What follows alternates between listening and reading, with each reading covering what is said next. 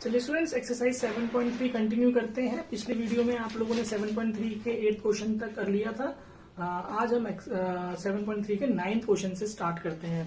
तो देखिए क्या कहा जा रहा है कि भाई हमारे पास नंबर ऑफ फिंगर्स कितने हैं भाई जिसमें हमें पहनना है, दैट इज N4, और नंबर ऑफ रिंग्स हमारे पास कितने हैं भाई, दैट इज R=3।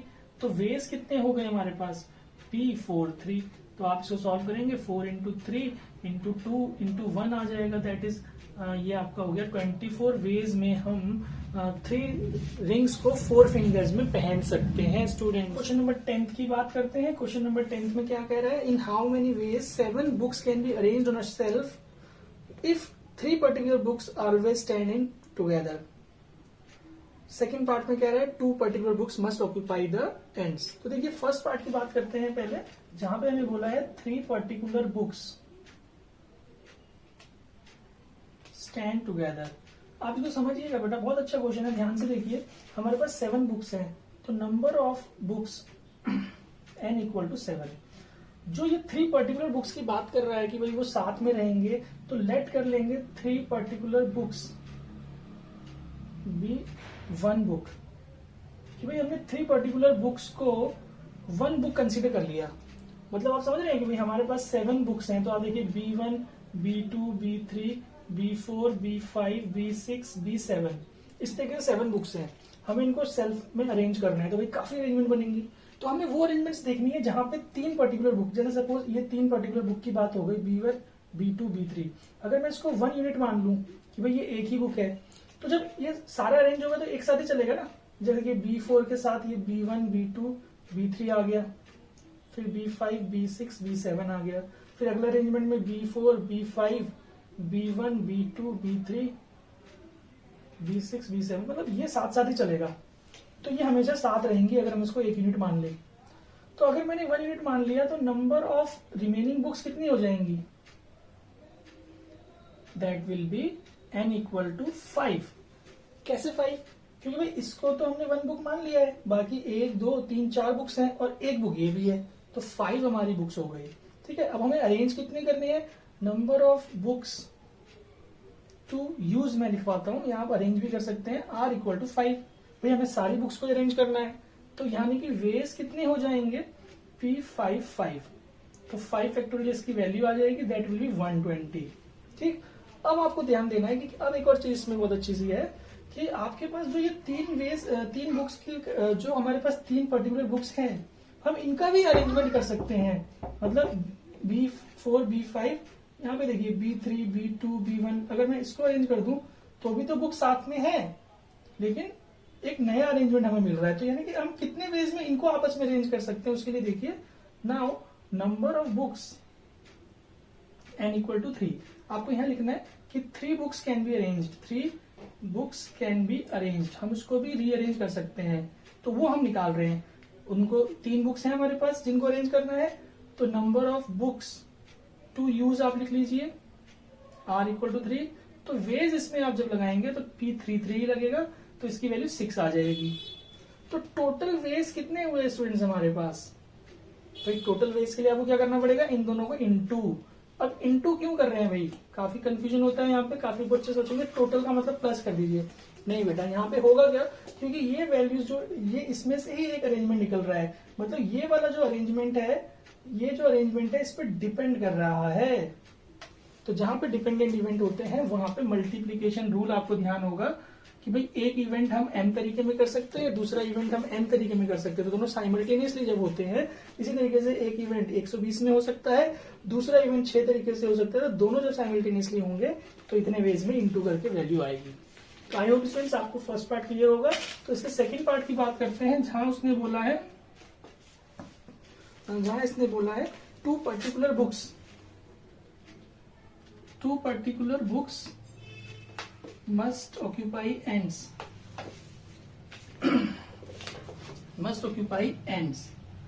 तो देखिए अगेन आप समझ के लीजिए कि भाई B1 को हमने पीछे रखा है, 1 2 3 4 5, 1 2 3 4 5, और यहाँ पे आपका B7 है।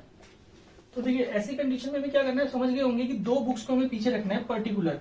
मतलब भाई B1 और B7 मैंने लिया है तो ये लास्ट में ही रहेंगे, एंड्स में ही रहेंगे। हाँ ऐसा हो सकता है कि B7 यहाँ पे आ जाए और B1 पीछे चला जाए, लेकिन B1 और B7 को इनके बीच में नहीं ला सकते। तो इसका मतलब क्या हुआ कि let we fix 2 books at ends, है ना, हमने एंड्स पे 2 बुक्स को फिक्स कर दिया कि भाई यहाँ पे 2 फिक्स आ गए, ये अंदर नहीं आ सकती। तो नंबर ऑफ रिमेनिंग बुक्स कितना हो गया, नंबर ऑफ रिमेनिंग बुक्स हमारे पास 5 हो गया भाई, क्योंकि 5 बुक्स बची। और बुक्स टू अरेंज, कितनी बुक्स यूज करनी है अरेंज करने के लिए भाई, वो भी R5 ही करना है हमें। तो P55 इसकी वैल्यू हुई, यानी कि 5 फैक्टोरियल आएगा तो 120। ठीक है नाउ अब देखिए मैंने पहले ही यहाँ पे 2 वेज बना रखा है, तो आपको लिखना है 2 books can be kept at the end in equal to 2 ways. भाई ये 120 क्या निकला, ये 120 निकला जो अंदर हम 5 बुक्स को अरेंज कर सकते हैं। और ये 2 क्या है, ये भाई लास्ट की जो दोनों बुक्स हैं इन दोनों को भी तो हम अरेंज कर सकते हैं। ये बुक इधर चली गई, ये बुक इधर, तो ये भी तो लास्ट में ही है, एंड्स में ही है ना। तो आपको क्या करना पड़ेगा, टोटल वेज के लिए बताइए स्टूडेंट्स, प्लस करेंगे या मल्टीप्लाई। करेक्ट, आपको यहाँ मल्टीप्लाई लगा देंगे क्योंकि मल्टीप्लीकेशन रूल लगेगा, दैट इज 240 वेज। तो आई होप आप लोगों को 10th क्वेश्चन क्लियर होगा स्टूडेंट्स, आप इसको नोट कर लीजिए। चलिए स्टूडेंट्स क्वेश्चन नंबर 11 सॉल्व करते हैं। 11 के 3 पार्ट हैं, तो फर्स्ट पार्ट मैंने सॉल्व कर लिया है, मैं इसको आपको एक्सप्लेन कर देता हूँ। देखिए क्या कह रहा है, find the value of r if 5PR is equal to twice of 6PR-1। तो देखिए इस क्वेश्चन को हम कैसे सॉल्व करेंगे कि पहले 5PR को हमने फॉर्मूला से एक्सपेंड किया, 5 फैक्टोरियल अपॉन में 5 - R factorial is equal to 2। Same चीज हमने यहाँ पे अप्लाई की, 6 फैक्टोरियल अपॉन में 6 - R + 1 हो जाएगा। स्टूडेंट्स आप समझ गए होंगे यहाँ पे। तो आई होप आपको ये फॉर्मूला, ये स्टेप क्लियर होगा कि हमने इसको किस तरीके से अप्लाई किया है, NPR का फॉर्मूला अप्लाई किया। देन आप देखिए ये वाला पोर्शन हमारा LHS में तो ऐसे ही रहेगा, 5 factorial upon 5 - R factorial is equal to twice of, अब देखिए 6 फैक्टोरियल जो है उसको हम आगे बढ़ा के 6 × 5 पे हम रोक लेते हैं। और यहाँ पे देखिए 7 - R बन रहा है ये, तो आपको समझ आ रहा होगा कि 7 - R को एक्सपेंड हम आगे करते हैं तो 6 - R और 5 - R आ जाएगा, बिकॉज एक टर्म माइनस होता रहता है फैक्टोरियल को जब हम आगे सॉल्व करते हैं। तो देखिए ये हमने 7 - R इसका सिंप्लीफाई लिखा, 6 - R और 5 - R पे रोक लिया। अब ये भी आपको क्लियर होगा क्यों, क्योंकि हमारे पास LHS में ये दोनों वैल्यूज हैं। तो देखिए 5 फैक्टोरियल से ये 5 फैक्टोरियल कैंसिल हो जाएगा और 5 - R फैक्टोरियल से 5 - R फैक्टोरियल कैंसिल हो जाएगा। जो हमारे पास बचा यहाँ से 1 इक्वल टू 2 × 6 हमारा 12 हो जाएगा। और नीचे जो है हमने ये ब्रैकेट्स ओपन कर लिए, 42 - 7R और -6R 13R हो गया, और माइनस माइनस प्लस R²। उसके बाद आप क्रॉस मल्टीप्लाई करके क्वाड्रेटिक इक्वेशन सिंपल से हमारे पास आ गई है। और इस क्वाड्रेटिक इक्वेशन को स्प्लिटिंग करना कोई बड़ी बात नहीं है स्टूडेंट्स, आप लोग आराम से कर पाएंगे। स्प्लिटिंग करने के बाद हमारे पास 2 वैल्यूज आई हैं, R = 10 और R = 3। अब यहाँ पे ध्यान ये देना है कि जो क्वेश्चन हमारे पास था यहाँ पे 5PR और 6PR-1, मतलब n की जो वैल्यू है वो 5 या 6 है, 6 हमारा ग्रेटर वैल्यू है। तो जो R होगा वो 6 से छोटा या इक्वल टू हो सकता है। देखिए मैंने यहाँ लिखा है R is always less than और इक्वल टू n, ध्यान रखिएगा इक्वल टू भी लगेगा। तो यानी कि जो 10 और R = 10 और 3 आ रहा है उसमें से हम केवल 3 को जो हमारा वो आंसर माना जाएगा इस क्वेश्चन के लिए, बिकॉज R = 10 जो है n से ग्रेटर है। तो R = 3 will be the solution of this first part. तो आई होप आप लोगों को फर्स्ट पार्ट क्लियर होगा स्टूडेंट्स। सेकेंड पार्ट का सॉल्यूशन आपको एक्सप्लेन कर देता हूँ। जैसे कि P11R, तो ये भी सेम चीज़ है, इसी तरीके से हम इसको खोलेंगे 11 factorial upon 11 - R factorial LHS में आ जाएगा। और यहाँ से देखिए 12 factorial upon 12 - R + 1, because minus minus plus हो जाएगा, +1 फैक्टोरियल। तो आप देखिए सिंपल सेम ही क्वेश्चन है बिल्कुल, बस वैल्यूज अलग हैं। यहाँ 11 factorial 11 - R factorial as it is रखते हैं, इसको हम आगे बढ़ाते हैं 12 × 11 फैक्टोरियल पे रोका। इसी तरीके से ये 13 - R बन रहा है यहाँ पे, तो 13 - R 12 - R और 11 - R पे हमने इसको रोक लिया, 11 - R तक एक्सपेंड किया। अब देखिए LHS से ये दोनों वैल्यूज कैंसिल हो गई हैं, तो जो टर्म हमारे पास रह गया 1 = 12 अपॉन में ये जो इसको हमने एक्सपेंड करा तो एक क्वाड्रेटिक इक्वेशन आ गया। फिर इसको सिंप्लीफाई करके आपको समझ आ गया होगा ये किस तरीके से क्वाड्रेटिक इक्वेशन बना। 156, ये 12 इधर आके माइनस हो जाएगा, 144। 144 के फैक्टर हम लेंगे तो 16 और 9 दो फैक्टर हमारे पास हैं, जिनको प्लस करके 25 भी आ रहा है। तो ये 2 फैक्टर बने स्प्लिटिंग में रिजल्ट हम करके, और ये हमारे पास r equal to 16, r equal to 9 दो वैल्यूज़ हैं।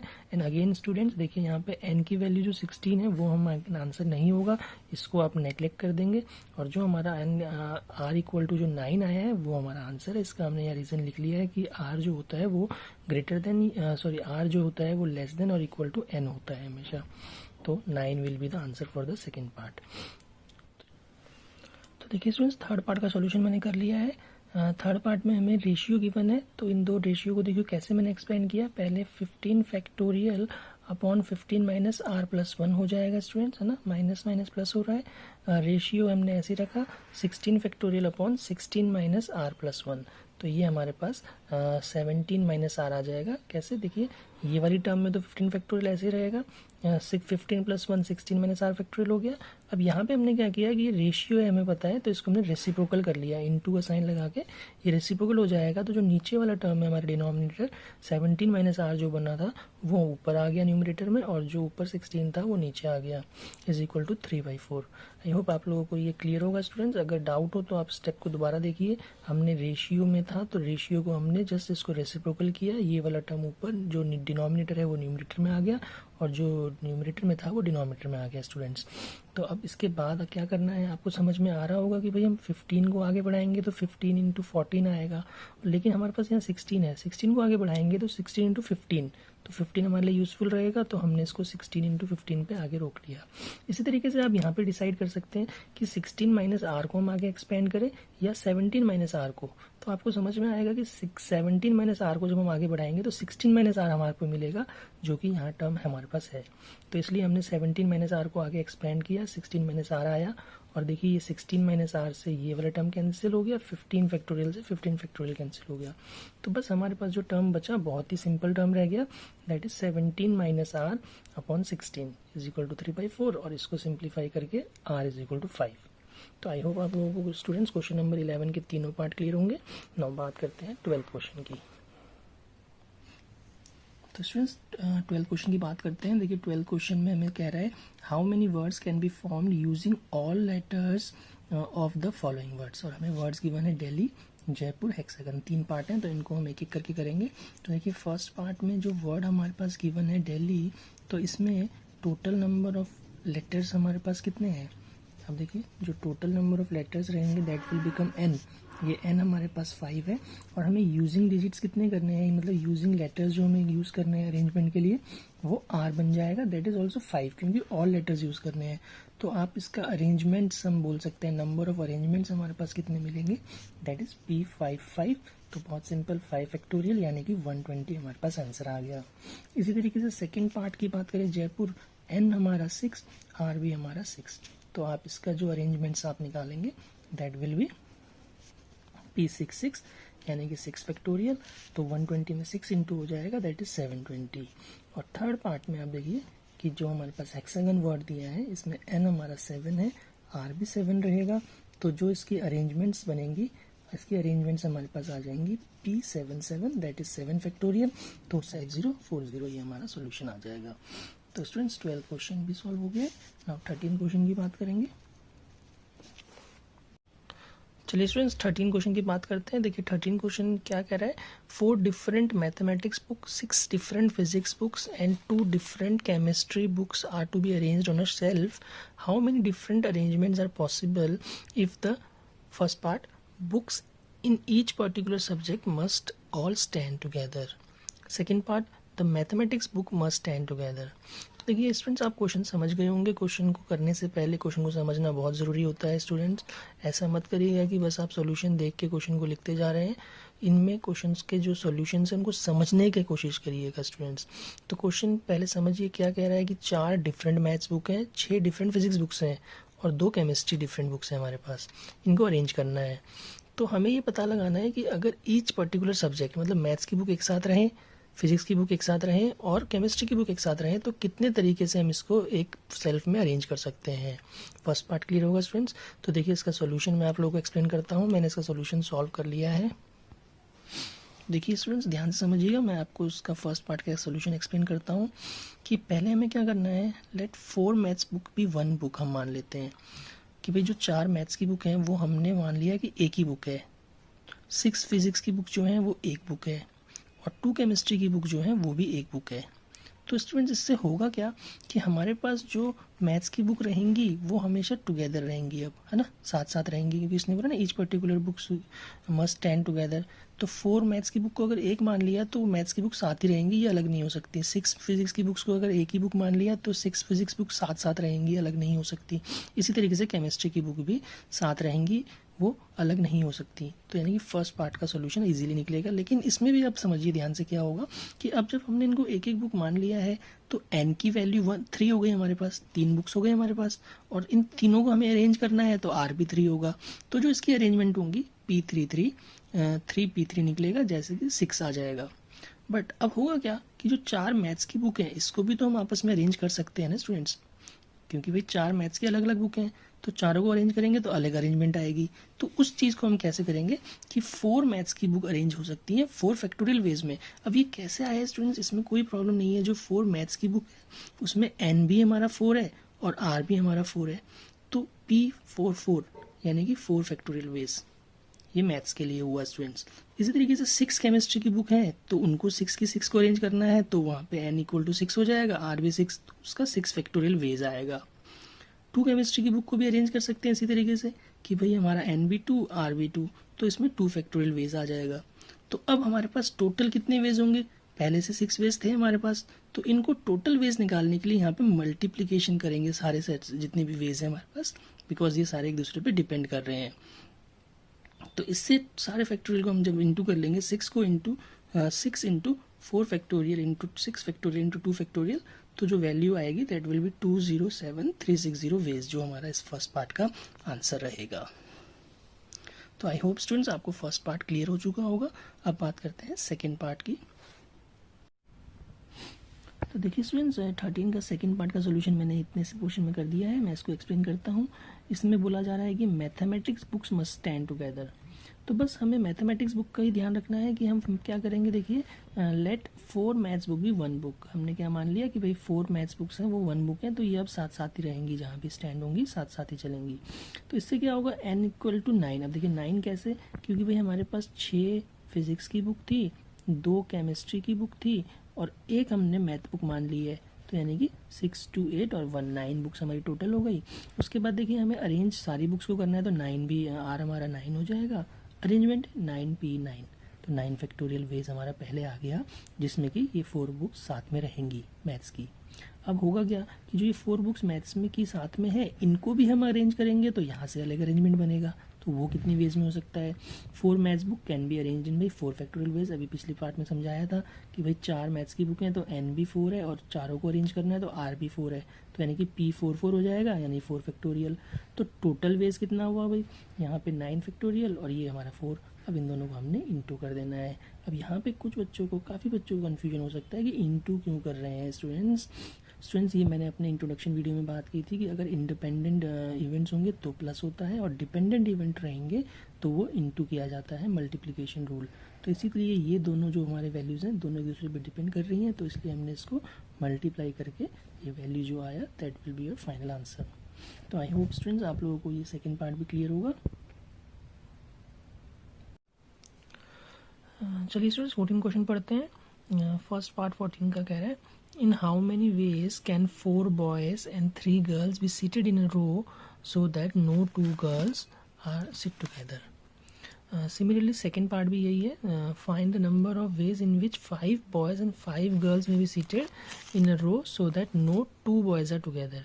इस वाले में हमें no 2 girls are sit together बोला है और इसमें no 2 boys are together, दोनों ही सेम टाइप से होंगे। तो देखिए फर्स्ट पार्ट में सॉल्व करता हूँ, आप इसको समझिएगा। फर्स्ट पार्ट में हमें क्या कहा गया है, देखिए स्टूडेंट्स फर्स्ट पार्ट का सॉल्यूशन, हमें नंबर ऑफ बॉयज़ गिवन है 4, तो n हमारे पास 4 हो जाएगा और हमें चारों बॉयज़ को सिट करना है तो r भी 4 हो जाएगा। तो जो वेज है 4 बॉयज़ को बिठाने के जो वेज होंगे वो फोर फैक्टोरियल। तो देखिए आप समझिए इसको कि हम किस तरीके से बॉयज़ को बिठा रहे हैं कि पहले हमने बॉयज़ को बिठाया, देन एक स्पेस, फिर बॉय, फिर एक स्पेस, फिर बॉय, फिर एक स्पेस और फिर बॉय। देखिए हम स्पेस क्यों दे रहे हैं, क्योंकि हमें गर्ल्स को इन जगह में बिठाना है ना, जिससे कि इनके बीच में कोई बॉय रहेगा तो कोई गर्ल साथ में नहीं होंगी। तो तो यानी कि जो 4 बॉयज़ हैं वो 4 फैक्टोरियल वेज में बैठ सकते हैं। अब बात आती है गर्ल्स को बिठाने की। तो गर्ल्स के लिए देखिए कितनी पोजीशंस बन रही हैं, यहाँ पे, यहाँ पे, यहाँ पे, और साथ ही साथ यहाँ पे भी गर्ल्स बैठ सकती हैं, क्योंकि ऐसा कोई मेंशन नहीं है पोजीशंस के लिए। तो अगर गर्ल्स यहाँ यहाँ यहाँ किसी भी 3 जगह बैठेंगी, इनमें से किसी भी पोजीशन पे बैठती हैं, तो कोई भी गर्ल साथ में नहीं होगी। तो देखिए हम क्या करेंगे आगे, number of places left n equal to 5 और number of girls to be seated, है ना, कितने गर्ल्स को सीट करना है, बिठाना है हमने, वो 3। हमने 3 गर्ल्स को यहाँ बिठाना है, तो कहीं पे भी हम 3 गर्ल्स को बिठाएंगे तो क्या होगा इससे स्टूडेंट्स कि कोई भी 2 गर्ल्स साथ में नहीं रहेंगी। तो जो इसके वेज होंगे आपको समझ आ गए होंगे कि भाई P5 3, है ना।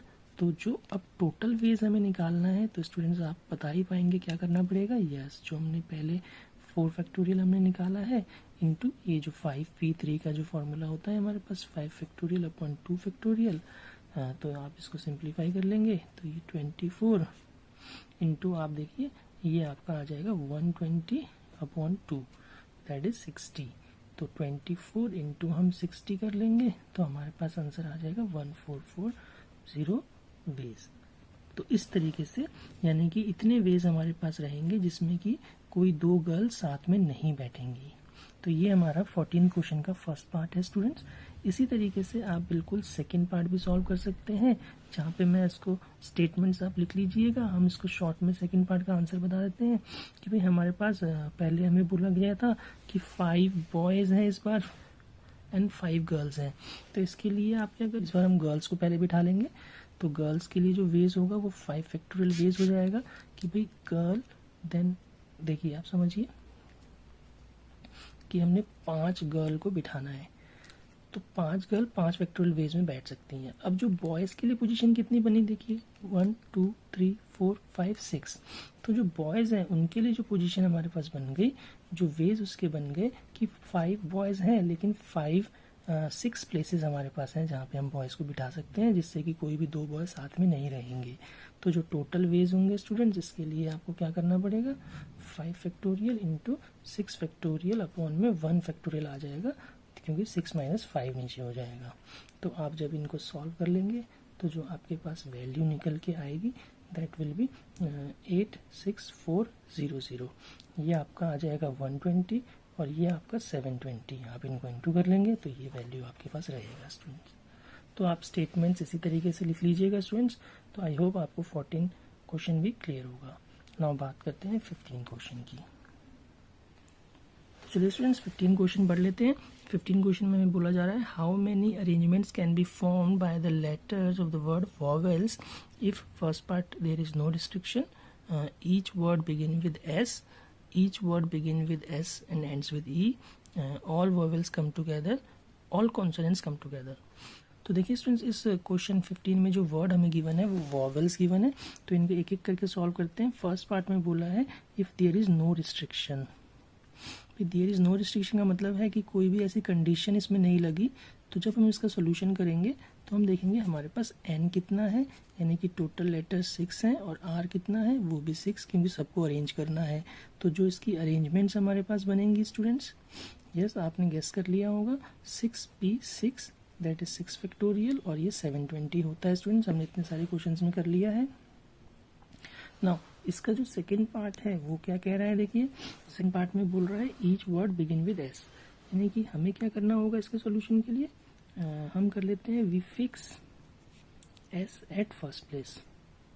कि भाई अगर हमने एस को फर्स्ट प्लेस पे लगा दिया तो यानी कि एस से स्टार्ट होंगे सारे लेटर, फर्स्ट वर्ड एस हो जाएगा, तो एन हमारे पास 5 रहेगा और आर भी हमारे पास 5 हो जाएगा। तो जो इसकी अरेंजमेंट्स बनेंगे स्टूडेंट्स वो P5 यानी कि 5 फैक्टोरियल यानी कि 120। आई होप आपको क्लियर होगा स्टूडेंट्स। तो इसके थर्ड पार्ट की बात करते हैं स्टूडेंट्स। इसमें बोला जा रहा है each word begins with S and ends with E. तो देखिए हम इसका सोल्यूशन कैसे करेंगे कि भाई we fix S at first place, S को तो हम फर्स्ट प्लेस पे फिक्स कर देंगे जैसे सेकंड पार्ट में किया था, and E at the last place.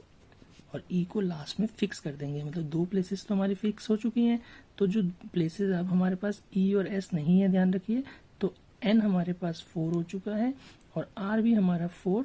तो जो इसकी अरेंजमेंट्स हमारी निकलेंगी जिसमें कि एस स्टार्टिंग पे होगा, ई लास्ट में होगा, तो वो P44 आ जाएगा, दैट इज 4 फैक्टोरियल। तो यहाँ से हमारे पास आंसर आ जाएगा 24 वर्ड्स ऐसे होंगे जिसमें एस पहले और ई आखिरी में रहेगा। नाउ स्टूडेंट्स फोर्थ पार्ट की बात करते हैं। फोर्थ में बोला है ऑल वॉवेल्स कम टुगेदर। तो देखिए ऐसे पार्ट को हम कैसे करेंगे जहाँ पे वॉवेल्स टुगेदर हैं। तो लेट ऑल वॉवेल्स, भाई इस वर्ड में हमारे पास कितने वॉवेल्स हैं, भाई वर्ड ही वॉवेल्स है, तो यहाँ पे जो ऑल वॉवेल्स हैं वो है ओ ई, 2 ही वॉवेल्स हमारे पास हैं। लेट ऑल वॉवेल्स यानी कि ओ ई बी 1 लेटर, कि भाई इसको अगर हम 1 लेटर मान लेंगे तो ये वॉवेल्स साथ में ही रहेंगे। तो अब एन हमारे पास क्या होगा स्टूडेंट्स, 5। कैसे 5, क्योंकि भाई 6 वर्ड्स हमारे पास हैं, लेकिन उन 6 में से बाकी 4 और ये जो ओ ई है उनको एक बार काउंट करना है, तो 5 हमारे पास लेटर्स हो गए और इन 5 को अरेंज करना है, तो आर बी 5। तो जो इसमें अरेंजमेंट्स हमारे पास बन रहा है P55 यानी कि 5 फैक्टोरियल यानी कि 120। बट नाउ स्टूडेंट्स एक चीज़ ये ध्यान रखना है कि जो ओ ई है, ओ ई को हम कितने तरीके में अरेंज कर सकते हैं। तो O E can be arranged in 2 ways. अब वो 2 वेज कैसे, आप उसको समझिए कि भाई एन भी इसमें 2, क्योंकि 2 लेटर्स हैं, और आर भी हमारा 2, तो जो इसकी अरेंजमेंट्स होंगी वो P22 होंगी। तो 2 फैक्टोरियल वेज यानी कि 2 वेज। तो समझिए टोटल हमारे पास अरेंजमेंट्स कितनी बनी स्टूडेंट्स, टोटल जो वर्ड्स हमें बने जिसमें कि वॉवेल्स टुगेदर होंगे दैट इज 120 इंटू 240 फिर से हमारे पास वर्ड्स आएंगे जिसमें कि ऑल वॉवेल्स टुगेदर रहेगा। ठीक स्टूडेंट्स, नाउ इसके 5th पार्ट की बात करते हैं, ऑल कॉन्सोनेंट्स टुगेदर। तो देखिए हम क्या करेंगे इसके सॉल्यूशन के लिए भी बिल्कुल जैसे हमने वॉवेल्स को 1 लेटर माना था, तो लेट ऑल कॉन्सोनेंट्स, इसमें कितने कॉन्सोनेंट्स हैं भाई, इसमें 4 कॉन्सोनेंट्स हैं, that is V W L S, be 1 letter, इसको हमने 1 लेटर मान लेना है। तो अब n कितना होगा स्टूडेंट्स, भाई एक तो ये है और O और E 2, तो 3n हो गया, और R हमारे पास क्या रहेगा, 3 ही रहेगा। तो जो इसकी अरेंजमेंट्स बनेंगी स्टूडेंट्स वो हमारी पहले P33 बनेंगी, दैट इज 6। नाउ अब होगा क्या कि अब हम इन वॉवेल्स, ये जो वर्ड है हमारा V W L S, इनको भी अरेंज कर सकते हैं, कैन ऑल्सो बी अरेंज्ड। तो ये कितने वेज में अरेंज हो सकते हैं, उसके लिए देखिए क्या करेंगे भाई, n हमारे पास 4 है और R भी 4, चारों को अरेंज करना है। तो यानी कि इसकी कितनी अरेंजमेंट्स बनेंगी स्टूडेंट्स, यस राइट, P44, तो यानी कि 4 फैक्टोरियल यानी 24। तो आप देखिए यानी कि टोटल हमारे पास जो अरेंजमेंट्स बन गई वो 6 into 24 that is 144। I hope students आपको 15 क्वेश्चन के 5 पार्ट्स क्लियर होंगे, काफ़ी इजी पार्ट्स थे, तो आप इसको ध्यान से नोट करिएगा। आप इसके रिमेनिंग जो क्वेश्चन हैं इस एक्सरसाइज के वो अपने आप से सॉल्व कर पाएंगे। Thank you.